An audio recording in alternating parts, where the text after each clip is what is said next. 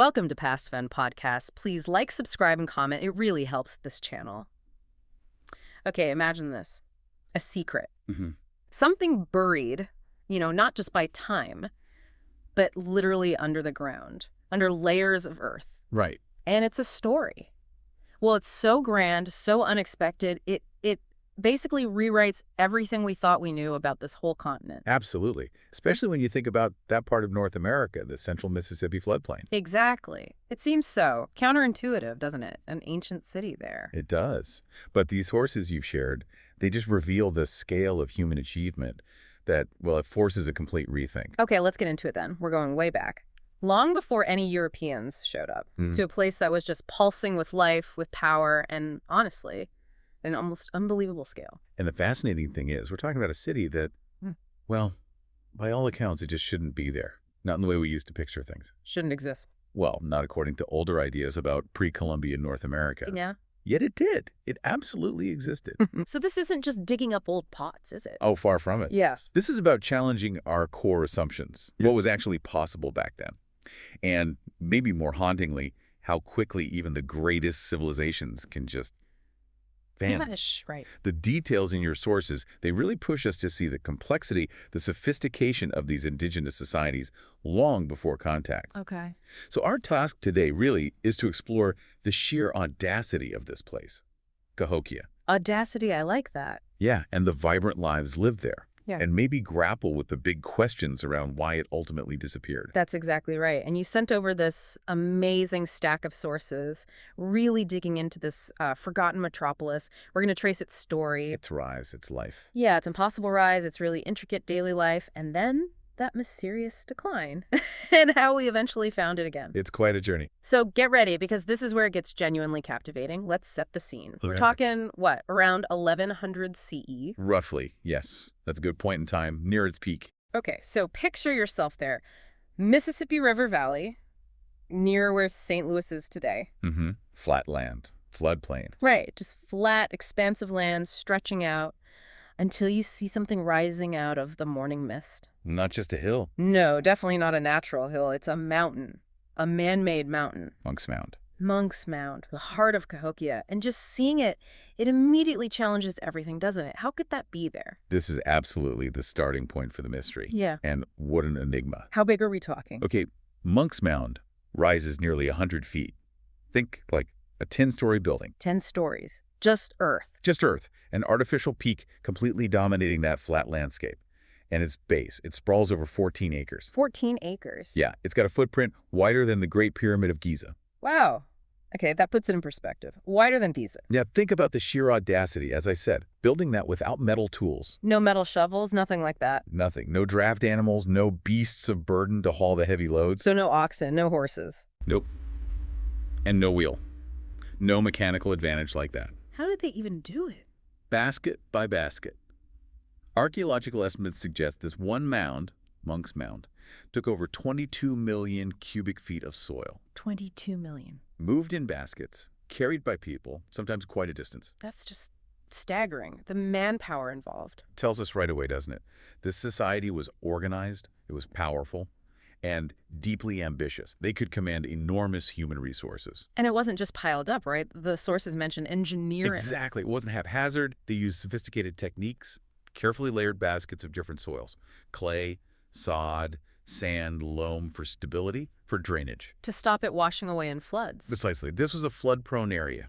They knew that. Right. Research shows multiple building phases. Earlier sections sometimes slumped or eroded. Ah. And they repaired them, reinforced them with new layers. They were learning, adapting their engineering over generations. So constant maintenance, too. And on top, a massive building. Maybe the chief's home, maybe a temple. Bigger than a modern basketball court. Up on the summit. Up on the summit. A visible symbol of power, both divine and earthly, for miles around. A beacon. A statement. A sacred center. You mentioned comparisons to European cities. A city here that rivaled London, Paris, Rome. That's the kind of claim that really makes you stop and think. It is. And it's largely accurate for its time. What does that scale tell us? Because it really does reshape how we see the continent back then. It tells us something profound. Cahokia popped up around 1050 CE, almost overnight, archaeologically speaking. A big bang of rapid urbanization. A big bang. Yeah, a sudden coalescence and growth.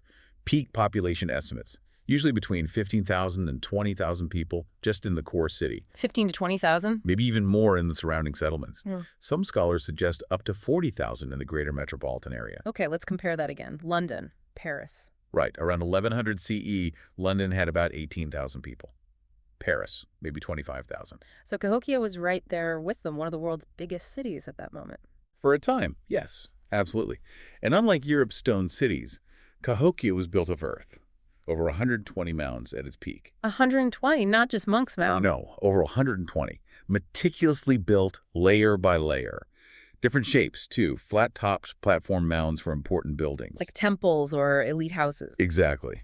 Then conical mounds, often for burials. Yeah. Even ridgetop mounds. Each likely had a specific purpose. So this was a massive urban experiment before Columbus, on a global scale. That's a great way to put it. It demanded incredible coordination, specialized workers, food surpluses.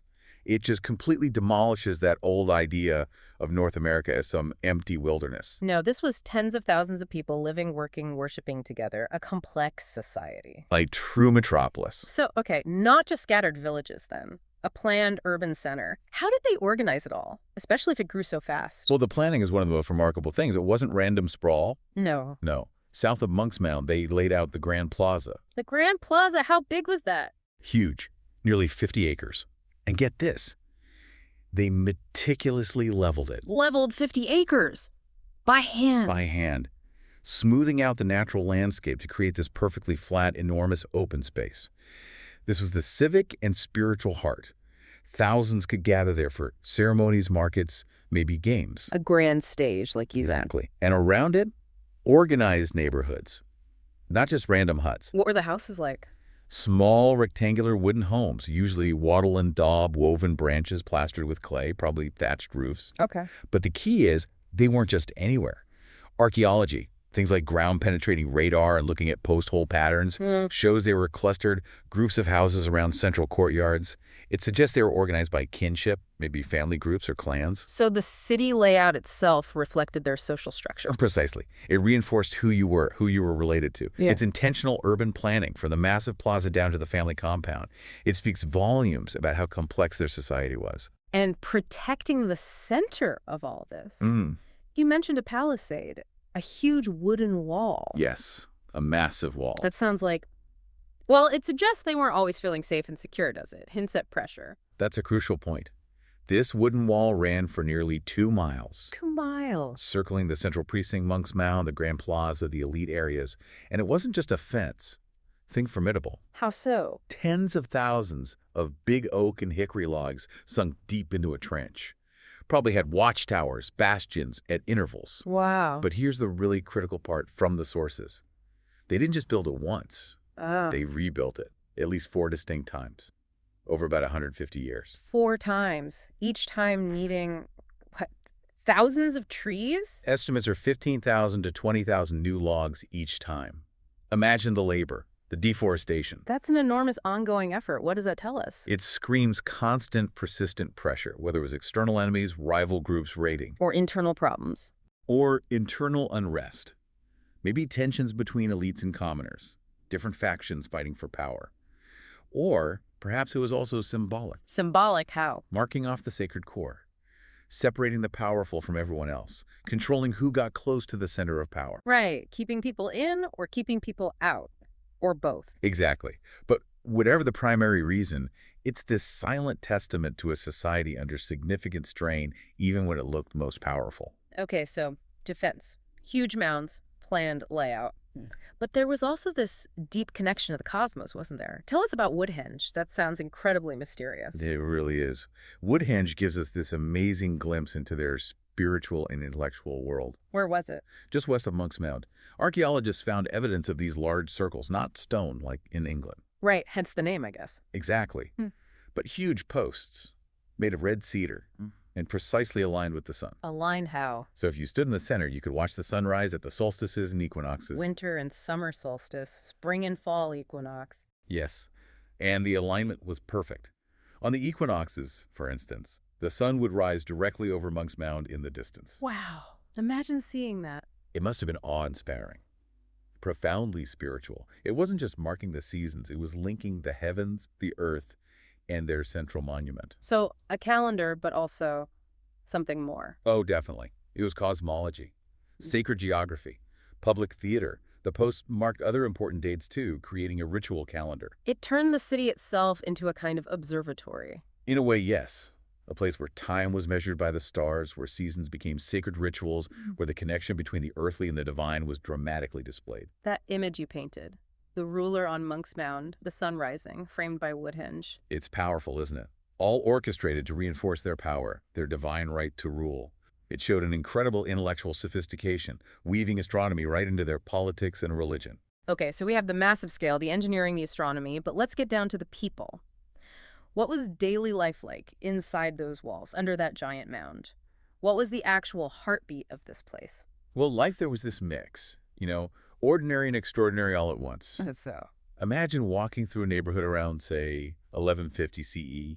You'd hear talking, the sound of maize being ground on stone. the smell of cooking fires? Exactly. Wood smoke, kids playing, dogs barking maybe. Familiar sounds. The houses, as we said, small, rectangular, wood and clay, clustered around courtyards. Families doing daily chores, fixing tools, weaving, cooking. Sounds almost normal, in a way. In some ways, yes.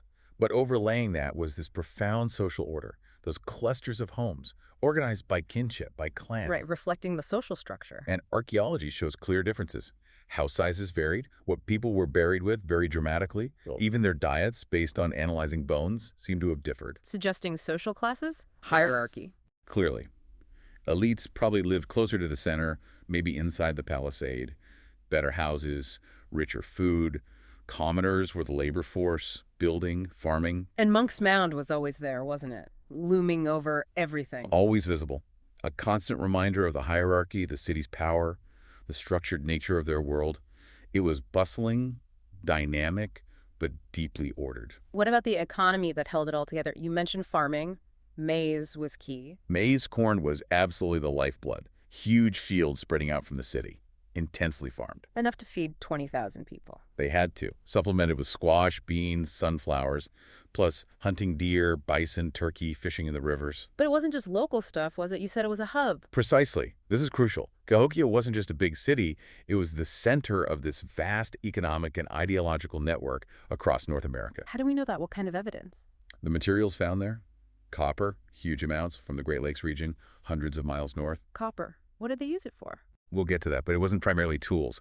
Mica, this glittery mineral from the Appalachians way to the east. Okay. Seashells, big conch shells from the Gulf Coast, far to the south. Obsidian, volcanic glass for the Rocky Mountains out west. Well, some north, east, south, west. They were connected everywhere. And we can trace these materials using science.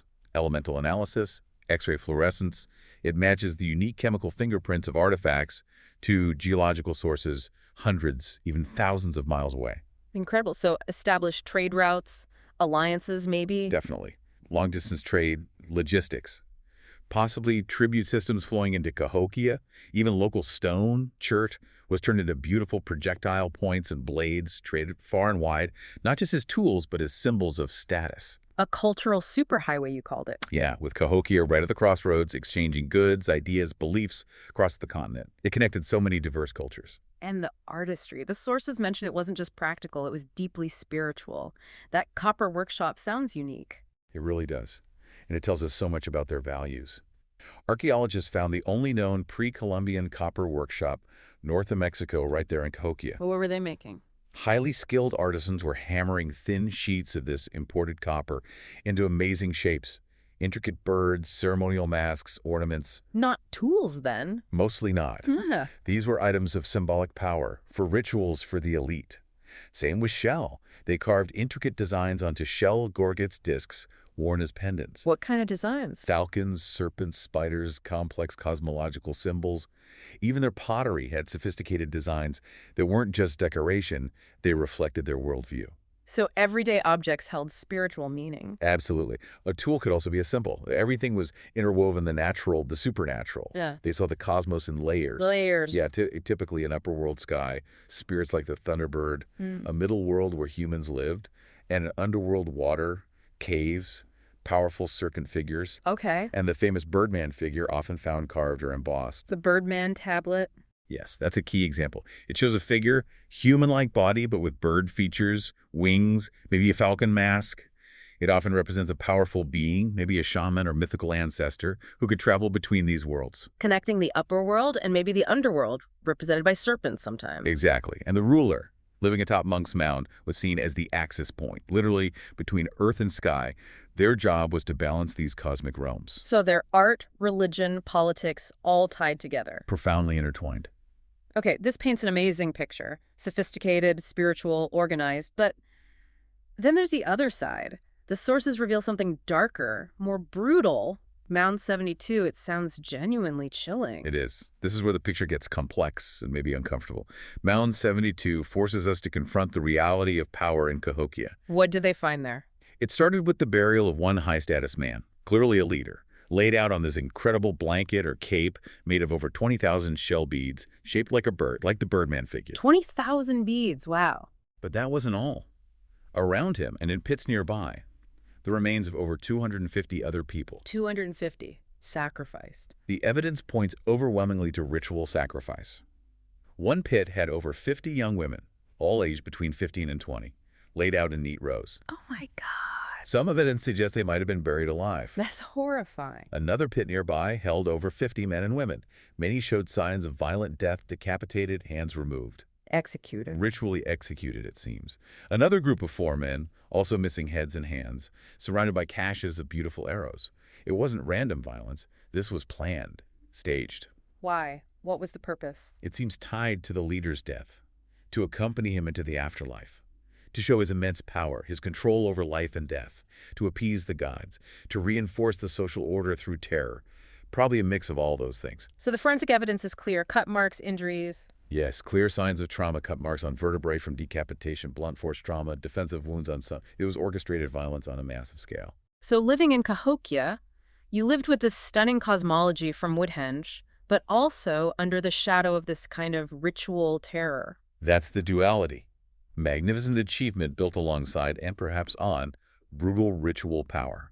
It's a chilling insight into how ancient power structures could work, not just there, but maybe in many places. That connection between the awe of Woodhenge and the terror of Mound 72 is powerful and unsettling. Going back to the palisade wall, rebuilt 4 times, does that link back to this? What else does it tell us about the pressures? It absolutely links back. That constant rebuilding strongly suggests ongoing threats, real or perceived, serious enough for that huge investment. And there's other evidence of violence too, right? Not just the sacrifices. Yes. Skeletal remains show trauma bones healed from fractures, arrowheads stuck in bones, skulls crushed, burned buildings found outside the main palisade. So conflict was happening. It seems so.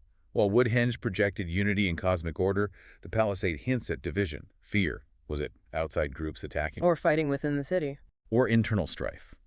Rival elites. Commoners resisting the demands of the rulers, perhaps fueled by the kind of sacrifices seen in Mound 72. So it wasn't a peaceful utopia, despite the grandeur. Far from it, seems likely. The very systems of control, the sacrifices, the defenses, point to a society under immense pressure, fighting to hold itself together. It is just so hard to wrap your head around a city like that, so powerful, just disappearing. But the sources say by 1200 CE, the cracks were already showing. What were those first signs, the early warnings that things were starting to unravel? Well, the signs were probably subtle at first, things we only see now with careful archaeology. But they became clearer over time. Like what? Even Monk's Mound itself started having problems. Evidence of slumping, massive terraces shifting due to heavy rains and the sheer weight. They had to keep reinforcing it. Fighting against gravity and erosion. Exactly, a constant battle. More significantly, though, the population started to decline. After that Big Bang growth, it slowed down by the mid-1100s, then started to reverse. How do archaeologists see that? Fewer new houses being built. Older ones decaying, not being repaired. Fewer refuse pits, meaning less activity, fewer people. Burial patterns change. The Grand Plaza, once bustling, saw less use. The energy was just fading. It seems so. The vibrancy was draining away. The massive collective effort needed to build and sustain Cahokia was becoming harder to maintain. An unsettling quiet was beginning to fall. So what tipped the balance? Was there one big catastrophe? Or was it a slower bleed? The sources really emphasize environmental problems. Yes, the environment seems absolutely critical.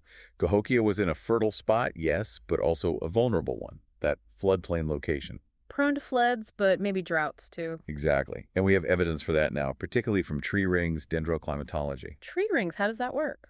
By studying the growth patterns in ancient wood found in the area, scientists can reconstruct past climate. Narrow rings mean tough years, likely drought. Signs of water saturation can indicate floods. And what do the rings around Cahokia show for the 13th century? They show major instability. Periods of severe drought, followed by potentially catastrophic floods.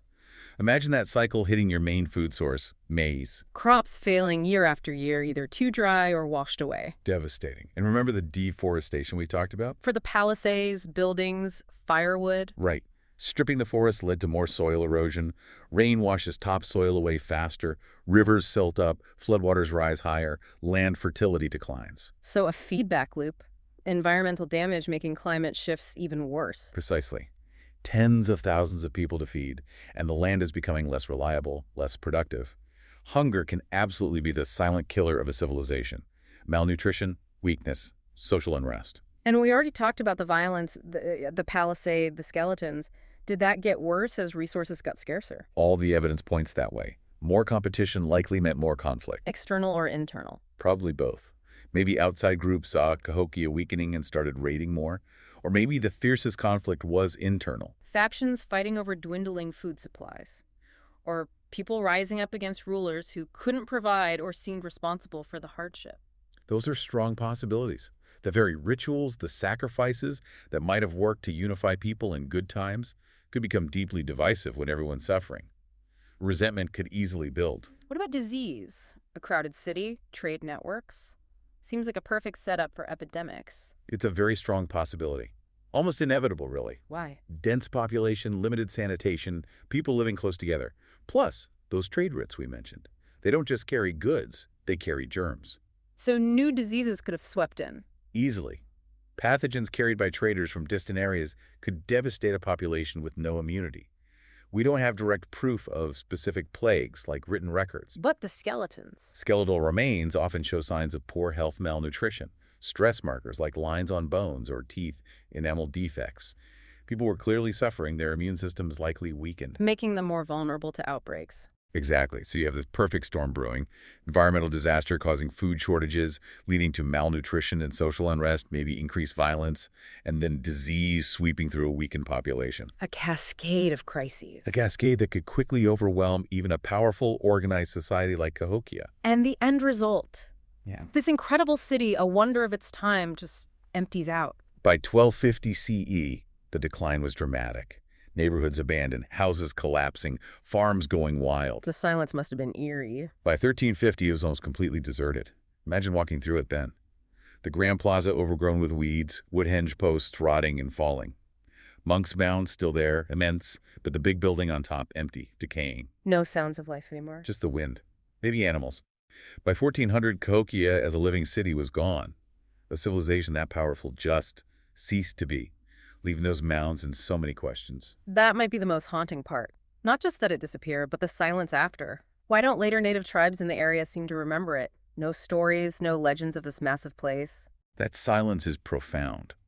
It's one of Cahokia's biggest mysteries. Tribes we believe are descended from Mississippian people, the Osage, Omaha, Quapaw, Chickasaw. Others, they lived in that region for centuries after. But their oral traditions, their myths, they don't seem to contain explicit memories of Cahokia. No stories of Monk's Mound by that name. No accounts of the city or the sacrifices. For something so huge, so dominant, Yeah. how could it be forgotten? That's the question. Was the deliberate forgetting, was the trauma of the collapse, the violence, the hardship, so too much? Yeah. Something they collectively decided not to pass on? A cultural erasure? Possibly. Or did the collapse itself just shatter the society so completely? Survivors scattered, maybe joining other groups, losing that cohesive identity tied to the city, so the narrative just died out. It's like the city vanished physically and then vanished from memory, too. It really seems that way, a double disappearance, leaving this incredible void in the historical record of the continent. So when Europeans eventually got there, centuries later, they just saw hills. They had no clue what they were looking at. Absolutely no idea. French explorers in the late 1600s paddling down the Mississippi, they noted strange earthen mounds, curiosities, maybe natural features, maybe built by some long-lost unknown people. Their worldview just didn't include the possibility of a Native American metropolis? Not on that scale. And the irony peaks in the early 1700s. A group of French Trappist monks settled nearby, and they started farming on the terraces of the biggest mound. Completely unaware of its history, they just called it La Motte, the mound. Later English speakers called it Monk's Mound, after those monks. Monk's Mound. So the name comes from people farming on it who had no idea what it was. Exactly. Gardening on soil that held the history of thousands, the center of a civilization oblivious. It shows how total the forgetting was. So when did people start to figure it out? How was Cahokia rediscovered piece by piece? It was a long, slow process, unfortunately. The 1800s saw amateur collectors, antiquarians. Sometimes they dug into the mounds looking for artifacts, but often destroying context. Doing more harm than good? Often, yes. And worse, this was the era of the mound builder myth. The idea that Native Americans couldn't have built these. Exactly. Prejudice theories attributing the mounds to Vikings, Egyptians, Phoenicians, lost tribes of Israel, anyone but the ancestors of the native people living there. Based on racism, not evidence. Completely. It took the rise of professional archaeology with systematic methods late in the 19th and into the 20th century to start revealing the truth. Who were some key figures? People like Warren K. Moorhead started doing more careful mapping and excavation. They began to grasp the sheer number of mounds, over 120, the planned layout. Core drilling into Monk's Mound showed its complex, layered structure built over centuries. And then the big discoveries. Then came the really startling finds, Woodhenge being identified, and especially the excavations at Mound 72 in the 1960s. The mass sacrificing. Yes, that forced everyone to confront the true complexity and brutality of Cahokian society. Piece by piece, the real story emerged, proving the incredible achievements of these indigenous people. So what's its legacy today? How has rediscovering Cahokia changed our view of North American history? And what does it mean for Native communities now? Cahokia fundamentally rewrites the narrative. It demolishes the myth of an empty, primitive wilderness before Europe arrived. It shows us a continent with advanced, complex, urban societies. With huge engineering projects, vast trade networks. Sophisticated social structures. Its global importance is recognized now. It's a National Historic Landmark and, crucially, a UNESCO World Heritage Site since 1982. Putting it on par with places like Giza, Stonehenge. Exactly. Belongs in that category of world wonders. For modern Native communities, it's complicated. It's an ancestral site, a source of immense pride in their ancestors' achievements. But it's also a painful reminder of lost history, cultural disruption. A testament to greatness, but also to loss. Precisely. And the research isn't over. New technologies keep revealing more. Ground-penetrating radar, LiDAR scans. They show hidden features without digging. Finding things still buried. Yes. And things like chemical analysis of pottery residues, they're showing evidence of large-scale feasting, maybe rituals that helped bind the community together. So Cahokia isn't just a static ruin, it's still telling us its secrets. So summing this all up, we've traced this journey from Monk's Mound's unbelievable rise through the complex, sometimes brutal life within the city, watched its slow, puzzling decline, and its rediscovery. It really is an incredible testament to human ingenuity on a scale we just didn't expect in pre-Columbian North America. It truly is. And such a powerful, almost chilling reminder of how even the greatest societies, the biggest cities, can fall silent. Their story's almost lost. And that raises a crucial question for us, doesn't it? Cahokia's story is about immense power, amazing organization, but also profound fragility. Fragility. It collapsed under this complex mix. Environmental stress droughts, floods, deforestation, internal pressures, social unrest, conflict, and likely disease. We see how a civilization, even one masterful at controlling resources and people reliant on a specific environment, can be undone. Undone by its own success, maybe, and by pressures it couldn't control. And it left so little behind in terms of explanation. No written words, no enduring legends passed down, just the earthworks, the artifacts, whispering this story across the centuries. So when we look at our own complex world today, facing our own environmental challenges, social divisions, health crises. Exactly. How much are we really learning from the echoes of Cahokia's silence? What warnings does this incredible lost metropolis hold for us right now? That is a truly haunting and deeply thought-provoking question to end on. Thank you for guiding us through this extraordinary journey into America's lost metropolis. It's a story that definitely sticks with you. It certainly does. Until next time, keep exploring, keep questioning, and keep those fascinating sources coming.